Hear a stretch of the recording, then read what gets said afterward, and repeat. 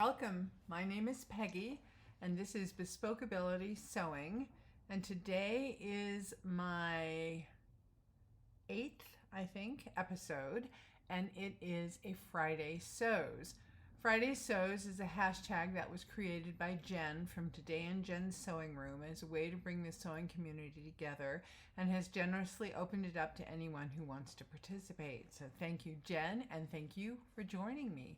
I really appreciate it. So I didn't get a whole lot done this week. I had, if you saw last week's video, I babysat one of my daughter's dogs, CJ. He's wonderful. But I spent most of my time with him. So I live in a one-story house, except I have one room that's upstairs, and that's my sewing studio. And the first night that CJ was here, we went up to my studio, but he has a hard time on the stairs, so I didn't really spend too much time up there. Instead, I printed patterns and taped them together and cut them out while I could be right with him. As a consequence, I didn't sew too much, but that's okay. I finished the dress for my daughter that I told you about, McCall 7757. I showed you a picture. I just had a few things to do. I haven't given it to her yet though, so I don't have any pictures of her in it, but I hope I will next week. And then I did make a pair of pants for me. I used the Closet Core Pietra pattern. These are the sapphire and white paisley seersucker pants that I had cut out a while ago. Here they are. Here are the pockets. At any rate, I made these in a size 12 with length added, and they turned out well. There were a few hitches. It wasn't the pattern's fault. So as I was sewing up, there's the area where the pockets are, which I know you can't really see in this fabric. So here's a pocket right here. And then there's a seam that goes all the way down the leg with this little center front area. And as I was serging that seam allowance, I noticed a couple tears in the fabric, and they didn't look recent, and I hadn't had any scissors or cutting implements near that area, so I didn't think it was for me. And I could tell they had frayed some too, so it's been quite a while that those tears had been there. So what I did, let's see if I can find it now. See, I have a hard time seeing. Oh yeah, okay. So can you see these two areas with interfacing? This is the wrong side of the fabric. There were these two tears. So what I decided to do, and it was too late to cut out a new piece. I didn't have any more. You know, if I had seen the tears beforehand, I could have rearranged the pattern pieces, but I didn't. This is a real busy fabric, so it just was hard to see. It's just by happenstance that I happened to see these tears. So I took some medium weight fusible interfacing and went over those cuts. And then my plan is to buy some white embroidery floss and then just go over those, like visible mending, except you won't really see it too much because of the busyness of this pattern. So that was a hitch. Disappointing. Not the pattern's fault. I don't know if the fabric had a flaw in it when I bought it, or if I did it, but I don't think I did because I didn't go near it with scissors or a cutting thing for years, so I don't know. At any rate, it's there. Not a whole lot I can do about it. I did hem them by hand, and I'm debating about whether the next pair I want to make maybe a ½ inch longer. You know, it's hard, I find it hard at any rate, to come up with the right length for pants on myself. So my plan is to ask my daughter to help me, but she's busy and I didn't want to ask her on this, and I thought, well, I could use a pair of pants I already have and make it work.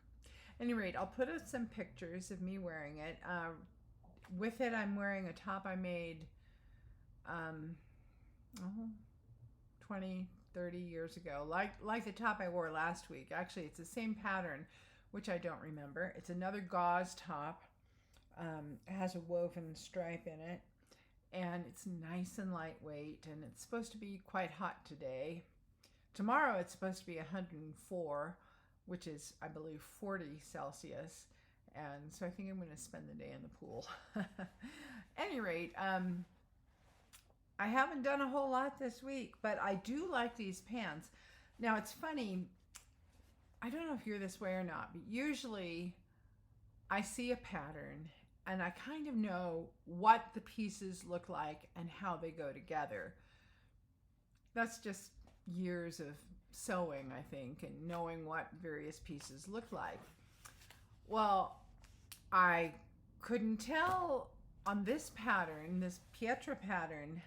The pockets are really cute, but I couldn't figure out what the piece looked like or how they went in. And now I've done it twice because I made a muslin and then I've made this pair. I still couldn't tell you how they go in. I'd have to look at the instructions. I sort of just put my faith in the instructions. I made sure to cut every mark on them, so I had all those things, and thank goodness I did, because it wasn't intuitive to me to figure out how the pockets went in. So I think I'm going to try making them again. I might make the wide leg version. I did print out and tape together the wide leg pattern when CJ was with me last week. So that's ready to go.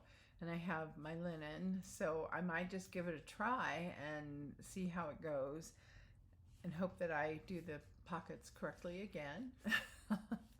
But I like them. They're comfortable. And these are nice and light, so it's a seersucker.